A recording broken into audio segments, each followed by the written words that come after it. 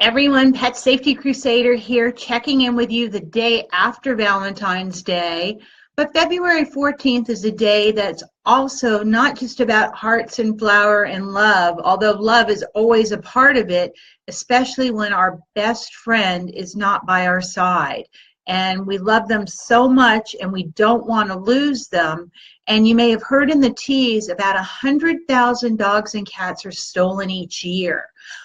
There are other statistics out there saying that it's closer to 10 million pets that actually go missing. And I guess very often, because unfortunately a lot of them don't make it back home, about 1 out of every 10 pets is located. We don't always know the difference between which animals are stolen and which animals, have slipped out of the fence, or we didn't have them on a leash, or they somehow got lost on their return home. So a lot of those statistics aren't completely clear, but regardless of the numbers, we just know that too many pets aren't with their people for their forever lifetimes together. And it's very sad, and hopefully there are some things that a lot of us can do to increase the chances that our pets stay by our side for our lifetime. Now, as I was doing a little research on this, I saw a question come up: your TV or your pet? Well, obviously, I know a lot of people don't want anything ever stolen from them, but you can't replace a precious family member. So obviously, we'd much rather have the inanimate objects be no longer by our side, but have our furry, four-legged best friend with us for our lifetime. Most often when animals are stolen, there's a profit motive.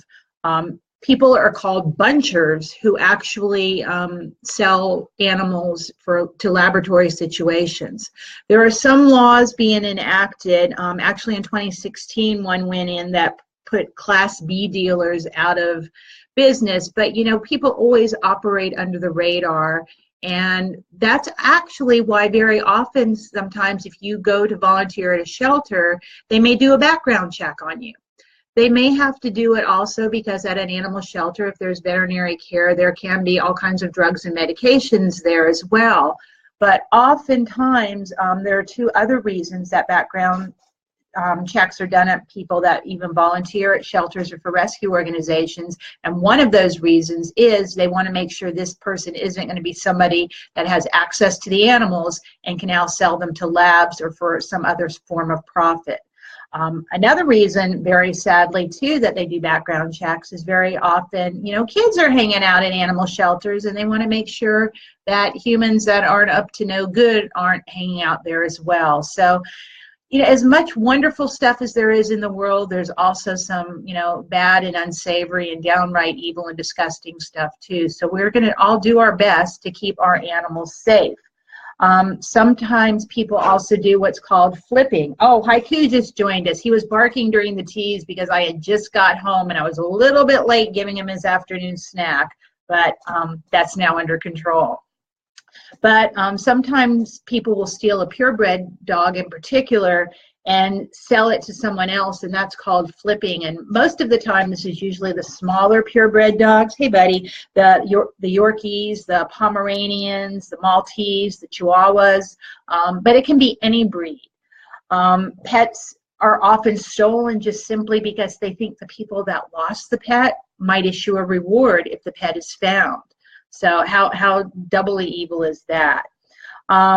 Sometimes if a pet is stolen and is not neutered or spayed, the profit motive may be to breed that animal and obviously then be able to sell the puppies. And that's very often where we get backyard breeders, which we are not fans of here at the Pet Safety Crusader and Sunny Dog Inc. There are a lot of responsible breeders out there that perpetuate the breed. And the biggest way to tell the difference between a backyard breeder and a responsible breeder, besides looking at the condition of the kennel and realizing that people really know their breed, is that responsible breeders will always, for the lifetime of the animal, take back any animals they've sold if for some reason the owners, pet parents, guardians, however you want to refer to them, can no longer take care of them. Whereas a backyard breeder just wants to crank them out and get those dollars in.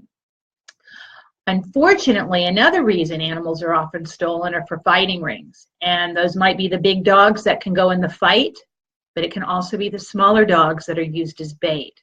So my point here, besides the fact that we can just shudder over the thought of our animal being stolen from us, he can really, or she can really be put into a very, very bad situation.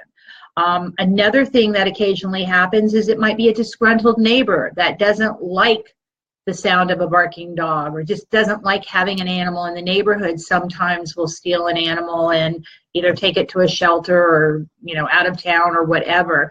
So, as much as, like I said earlier, we want to think and look for the good in the human race, there is sometimes that evil that persists. So what we need to do is make sure we're doing all the things we can to supervise our pets, know where they are at all times. When I was growing up, there was a commercial on TV, and God knows what it was for, but it was something like, it's 8 o'clock, do you know where your children are? Well, that should apply to our furry children as well. We need to know where they always are, that they're being well supervised, that dogs are in a fenced yard, and that somebody's got their eyeballs on them every now and then, if not constantly. That, our cats don't have access to roam beyond our homes because a lot of people that have outdoor cats will disagree with me, but when you take the statistics as a whole, an outdoor cat lives on the average of 2 years, where we know many cats can live 15, 16, up to 20 years because they're not subjected to poisons, to being hit by cars, being attacked by other animals.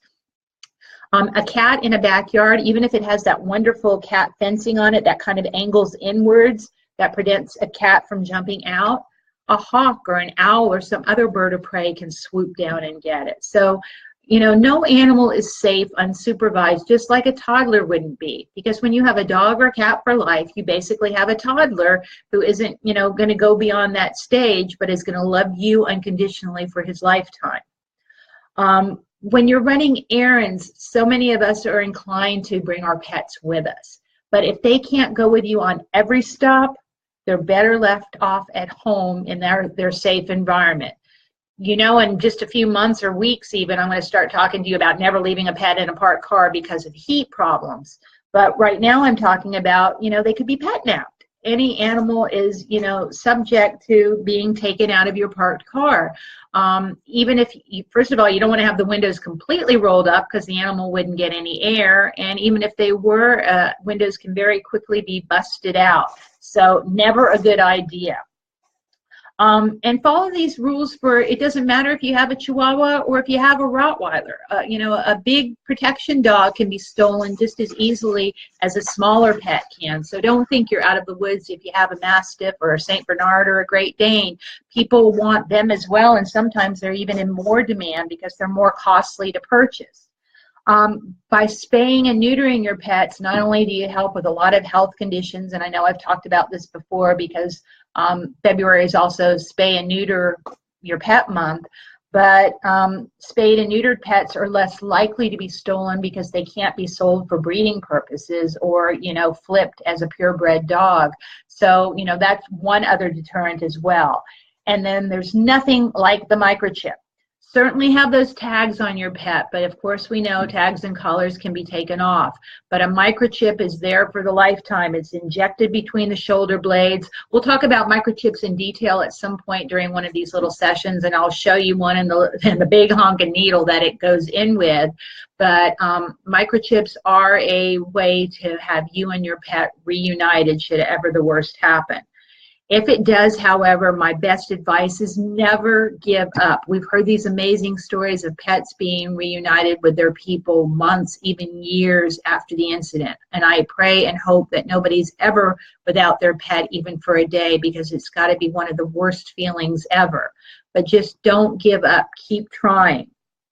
Immediately file a police report, especially if you think the pet's gone missing. I mean, if you left the gate open, that may be another situation as far as the police report, but absolutely file a police report. Contact your microchip company right away. to let them know in case the pet does turn up at a shelter or an animal hospital that, you are definitely looking, and make sure that prior to this happening that your microchip company is updated with your most current phone number, email, and address as well. Start posting flyers. That's one of the reasons I always tell you in your emergency kit to have a good picture of your pet and a good picture of your pet with you. If your pet has interesting stripes or pinto markings or swirls of any kind, make sure you photograph those pets from all different sides and have that in your emergency kit, because the pictures from those different angles will be almost like a fingerprint of what your pet looks like and proof that you belong together. So always have that. And once again, remember, if you take those pictures now, in 3 years, that black lab may start having some little gray brows and a beard. So make sure you update those pictures so that they always look like the pet. It's a current picture. If you offer a reward, which, I do strongly recommend, that is one of the things that does help people take that extra step to actually pick up the phone and call you. Make sure you ask them for a really detailed description of the pet, how they came to possessing the pet. If you think it's a scam, if this might have been a person that stole the pet simply for the reward, make sure you call the police. But I know of utmost concern to us is to getting our pets back to us. And then just go to all the local shelters. Bring them flyers to post there. Keep, twice a day, different family members go to all the local shelters. I know when we often find a pet, our last inclination is to take it to the shelter because we are worried in this day and age with shelters being overcrowded that a pet could be euthanized. I would still encourage you to go there. Talk to the people at the front desk. Maybe you can keep the pet, but they can scan for a microchip and keep that animal's picture and microchip number on record. Because when somebody's looking for a pet, they're going to go to a shelter. And if you're just keeping that found pet in your home, the chances of them finding you and finding a random flyer on a telephone pole somewhere are pretty slim. I mean, it can happen, but you're just really upping the ante, by going to the shelter. So from both ends, constantly check that shelter if you've lost a pet, but also do remember to find out what the situation is. If they're really overcrowded and you think that animal is going to be put down and you have the ability to care for it, at least provide them with the information and get it put up on some of these websites like Fido Finder and PetFinder.com, places that people know to go to look for lost pets. Monitor newspaper ads. There are different things in various neighborhoods. Nextdoor is one of them, where neighborhoods link up and they post when they've lost a pet, or they post if they found a pet. And it's just so important. But one thing I want to add to that is whenever you're either in the lost or the found category, make sure you're giving as much information as possible. Does the dog have a collar on? Does he have a tag? Hopefully it's got the correct phone number. What is it, a male or a female? You don't want to give too much away when you found an animal, because then anybody can, give that information. But when you've lost a pet, you want to be able to tell them approximately where you think the pet was lost or stolen from. Just finding out that an animal was lost in Orlando, per se, doesn't give you enough information to be on the lookout for that animal. You want to have it narrowed down a little bit. But also when you're looking for your pet and you're going to the local shelter, you may need to expand that reach. Hopefully if he's found, it was near home and he's been taken to the local shelter. But sometimes, animals can actually travel far, especially when they're scared. Also, sometimes somebody may pick up an animal and maybe they didn't know where the local one was, but they knew where another shelter was, so they may have driven a distance. Somebody may have, picked up the pet for whatever reason or actually stolen him, but, maybe he was barking too much in the back seat, so after they drove 5 miles, they said, "The heck with this," and they let him out somewhere else, so he ends up at a more distant shelter. So I wish there was, just something super simple to tell you, and it's just due diligence on your part. And again, I pray it never happens to any of us, but you've got to do this multiple layer of things. File the report with the police department, get in contact with your microchip company, go to all the local shelters and even expand that search. Make those flyers with current pictures. Offer a reward because people are just more likely then to pick up the phone. There are pet detectives out there. Some of these companies will start putting postcards or mailing out postcards in the neighborhoods you request. They'll do robocalls so that people will get phone messages on their machine saying a certain dog or a certain cat fitting a certain description has been lost, and to contact that number. And it generally is their number as opposed to your home phone number, so it's funneling into one place. You can have extra tags on your pet's collar. There are companies like my good friends at Pet Hub, who it's a registration service where your pet gets registered there, and then with the QR code on your phone, you can just scan the tag and the information comes to you that way. So there are a lot of other things like that as well. There's pawboost.com, PAWBOOST.com, petamberAlerts.com.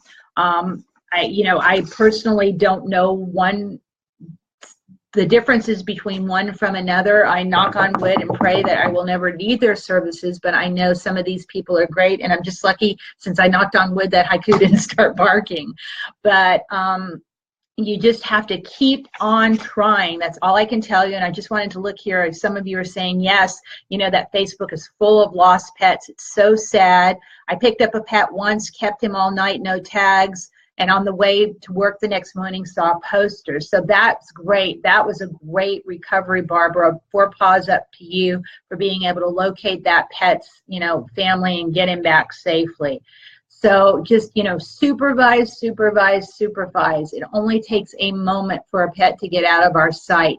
Even at dog parks, which are a great place for people, I don't mean great in a good term, but it's a place where people often dump off pets. It's also a place where you need to watch closely, because as people exit the gates, they don't always pay attention if another dog might escape with them, or the real sneaky and sly might actually put a leash on a dog that doesn't belong to them and take off with them. So there's nothing more than just good pet parenting that you can do to just keep those eyeballs on your dogs and cats at all times. And when you can't, make sure they're in the care of a professional pet sitter who knows about airlocks as far as entering your house and doesn't let a pet escape quickly, and who knows all the other things, the ins and outs, how to properly put on harnesses and collars and leashes so that pets don't escape. So, really do, when they're not in your care, make sure whoever's care your pet is in is only the person that is just of the utmost responsibility and integrity. With that said, I can't let today go by without mentioning tomorrow, since I've already talked about yesterday. And tomorrow is Chinese New Year. Happy Chinese New Year. And 2018 happens to be the year of the dog. Yay! Other years of the dog were 1934, 46, 58, 70, 82, 94, and 2006. Hey, Cheryl, thanks for joining in. So if you were born in any of those years, as well as 2018, but if you were born in 2018, I doubt you're really watching me today. But you are in the 11th position on the Chinese horoscope, the year of the dog. Your lucky numbers are 3, 4, and 9, just in case you want to play the lottery today. And red, green, and purple are your lucky colors. Actually, that's almost Mardi Gras colors. I guess it would just be gold, green, and purple, and you would have been a Mardi Gras